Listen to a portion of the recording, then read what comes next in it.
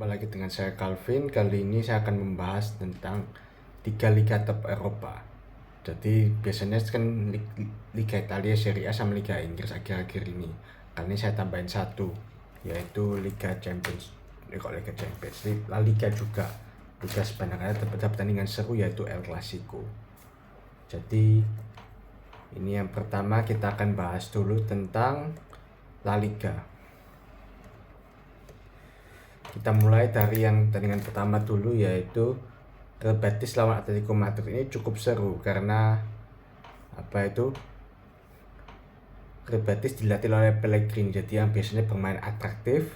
Kita ingat dulu Pellegrini pernah melatih City main menyerang cukup atraktif lawan Atletico Madrid di Simeone yang permainannya pragmatis. Jadi yang satu atraktif, yang satu pragmatis. Real Betis bermain dengan formasi 4-4-2, sama juga kayak Atletico bermain 4-4-2. Tumben biasanya Atletico bermain dengan formasi 5-3-2, 5 back. Dan di menit awal Real Betis sudah unggul dulu ya lewat gol bunuh diri Jose Maria Gimenez di menit 4. Sebenarnya itu main Real Betis mau crossing tapi malah kena Jose Maria Gimenez dan ke gawang sendiri. Jadi Real Betis unggul 1-0. Ya sebenarnya Atletico sudah beberapa peluang tapi gagal ya. Tapi kebanyakan Real Betis yang control the game. Tapi ya shooting mereka nggak terlalu bagus. Babak kedua juga mereka dapat beberapa peluang tapi shootingnya nggak kurang bagus. Jadi tetap 1-0 tapi mereka bisa menang dan ini poin berharga buat Real Betis. Kita tembakannya shot 24-10, shot on target sama-sama 3 ya. Jadi Real Betis sebenarnya nggak terlalu bagus juga karena dari 24 shot cuma 3 on target. Satunya golnya pun bahkan dari bunuh diri. Posisinya 51% dan 59%, passing net 380 banding 533 dan akurasi passing 78% dan 77%. Ya ini selain possession ya kebanyakan dari Real Betis, jadi Real Betis juga layak menang lah. Dengan hasil ini Real Betis ke peringkat 6 sedangkan Atletico peringkat 4. Real Betis 18 poin, Atletico 20 poin. Kita ke yang satunya yaitu El Clasico. Yang tunggu-tunggu yaitu Real Madrid lawan Barcelona. Mana Real Madrid tadi? Oh ini. Nah kita coba lihat line up-nya ya. Real Madrid dengan formasi 4-4-2. Kipernya Andriy Lunin, kemudian 4 back di belakang dan Lucas Vazquez, Eder Militao, Antonio Rudiger dan Ferland Mendy. 4 gelandang ada Jude Bellingham, Federico Valverde, Aurelien Tchouaméni sama Eduardo Camavinga. 2 di depan ada Kylian Mbappé sama Vinicius Junior. Barcelona pemain dengan formasi 4-2-3-1 lebih mengandalkan pemain muda. Inaki Pena, 4 back di belakang ada Alejandro Balde, kemudian ada Inigo Martinez, Paul Kubasi sama Jules Koundé. 2 gelandang bertahan ada Pedri sama Casado. Kemudian 3 ada Kim Filter, ada Rafinha, Fermin Lopez sama Lamine Yamal, dan depan ada Robert Lewandowski. Yang agak mengejutkan dari line-up ini adalah Modric masih dicadangkan. Padahal Modric ini pemain pentingnya Real Madrid. Sama kalau di Barcelona yang cadangannya cukup mewah juga ada Gavi yang baru saja sebentar ada Dani Olmo, Frenkie de Jong yang biasa main starter, kemudian Ansu Fati, dan ada kiper baru mereka yaitu Chesney sekarang main di Barcelona. Jadi cadangannya kan Inaki Pena. Di babak pertama masih 0-0 hasilnya. Tapi ya sebenarnya Real Madrid udah banyak peluang tapi kebanyakan mereka offside. Di babak pertama Real Madrid sudah 8 offside loh. Ya Barca juga ada beberapa peluang tapi Andriy Lunin berhasil menyelamatkan gawangnya. Jadi masih 0-0. Petaka baru jadi di babak kedua. Dimulai dari gol Lewandowski di menit 54 dan 2 menit berselang Lewandowski cetak gol lagi. Itu dan golnya nggak offside, itu onside, betul-betul onside. Keren, satu golnya kaki, satu golnya kepala. Kemudian Lamine Yamal cetak gol keren dan tembakannya buanter ke atas di menit 77 dan Rafinha dengan skill individual di menit 84. 4-0 loh, Real Madrid dihancurkan di Santiago Bernabeu. Gila nggak? nggak ada yang menyangka Real Madrid bisa dibantai gini. Tapi ya sebenarnya agak sedikit tanda-tanda itu pas UCL kemarin, karena di Real Madrid di babak pertama ketinggalan 2-0 lawan Dortmund, tapi waktu mereka berhasil comeback. Tapi kali ini lawan Barcelona mereka nggak mampu comeback karena sering offside juga. Kita coba statistiknya, shot-nya 9/15, shot on target 4/7. Dari secara shot aja bandingan Barcelona, posisi 51% dan 59%, passing 311/455, dan akurasi passing 78% banding 84%. Jadi dan yang apa itu mengagetkan adalah offside-nya Real Madrid 12 kali offside, terutama Mbappe sering banget offside. Barcelona cuma 1. Ini menunjukkan bahwa Barcelona itu pintar main strategi offside ini. 12 loh, gila nggak 12? Luar biasa. Dan ya 4-0 ini memalukan sih. Ini bahkan Real Madrid bisa cetak 1 gol pun. Jadi kiper Barcelona itu melakukan 4 save. Ini pun sebenarnya bisa lebih banyak Barcelona, tapi Lunin cetak berapa? 3 save. Jadi ya nggak jelas lah Real Madrid ini. Dan juga emang nah itu crossing, jadi Real Madrid cuma crossing ya, karena kurang kreativitas. Pas ada Modric sedikit membuat tapi bisa terlambat, harusnya Modric jadi starter gitu. Nah kemudian kita ke sekarang Serie A. Nah Serie A juga ada pertandingan seru, yaitu pertama ada Inter lawan Juventus. Inter bermain dengan formasi 3-5-2, sedangkan Juventus bermain dengan formasi 4-2-3-1. Ini di menit awal sudah ada gol ya. Di menit awal lewat penaltinya Piotr Zielinski. Ini aku ingat dulu main masih di Napoli, sekarang sudah main di Inter aja, sudah pindah tim ya dia. Di menit 15 lewat penalti. Tapi kemudian 5 menit berselang, Juventus berhasil menyamakan kedudukan lewat Dusan Vlahovic di menit 20. Jadi 1-1. Tapi kemudian Juventus malah bisa membalikkan kedudukan lewat Timothy Weah di menit 26. Jadi comeback itu 2-1. Tapi kemudian Inter berhasil menyamakan kedudukan lewat golnya Henrik Mkhitaryan di menit 35. Dan penalti lagi Piotr Zielinski cetak gol lewat penalti lagi di menit 37. Jadi habis Juventus comeback, kemudian Inter comeback lagi di 3-2. Gila, ini banyak golnya. Tapi pertandingan tidak berhenti sampai di sini. Di babak kedua masih ada gol lagi lewat Denzel Dumfries di menit 53, jadi 4-2 dulu. Tapi Juventus tidak menyerah juga. Juventus bisa cetak gol lewat pemain muda mereka, yaitu Kenan Yildiz di menit 71, dan mereka bisa cetak gol lagi di menit 82. Gila, Kenan Yildiz ini hebat ya. Juventus bisa menemukan pemain berbakat kayak dia, keren sih. Kenan Yildiz juga jadi super sub, dia mencetak 2 gol gitu. Bagus lah bisa ngembangin pemain kayak Kenan Yildiz. Kenan Yildiz ini cukup kenceng dan dia sudah cetak berapa gol, jadi cukup bagus lah gitu. 4-4 skor akhirnya, gila 4-4 ya. Ini literally big match yang aku harapkan ya kayak gini.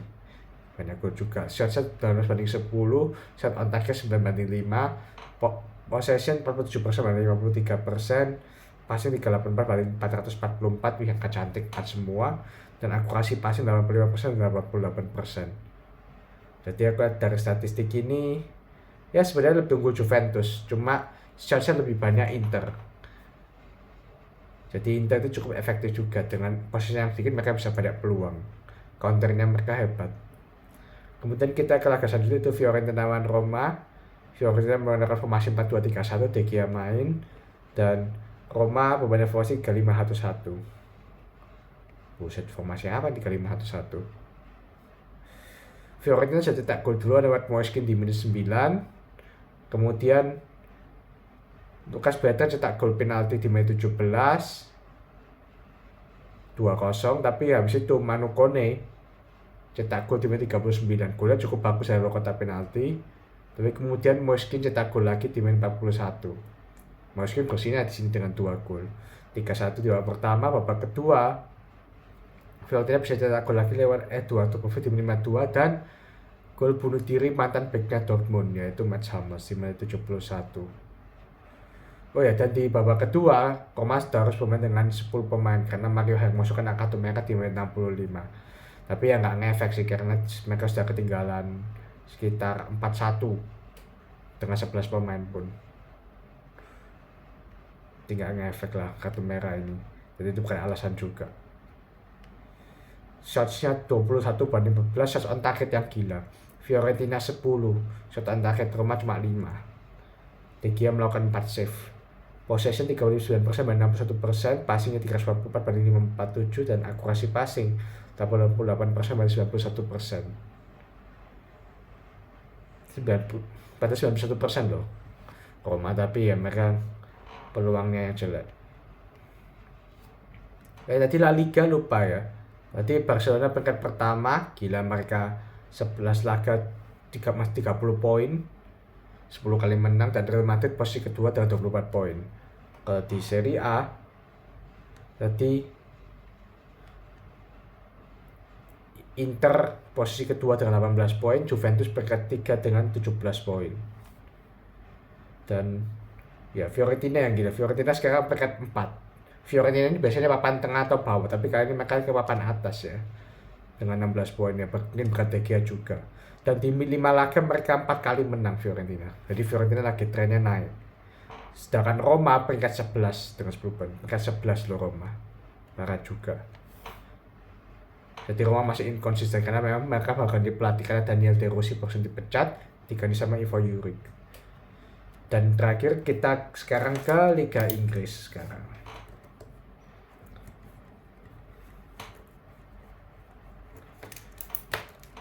Bentar. Ya, Liga Inggris kita juga bahas 2 pertandingan. Yang pertama ada West Ham lawan Manchester United dulu. West Ham bermain dengan formasi 4-2-3-1, sedangkan MU bermain dengan formasi 4-2-3-1. Sama. Ini saya bacakan line-up MU aja karena ini laga terakhir Ten Hag. Onana, kiper.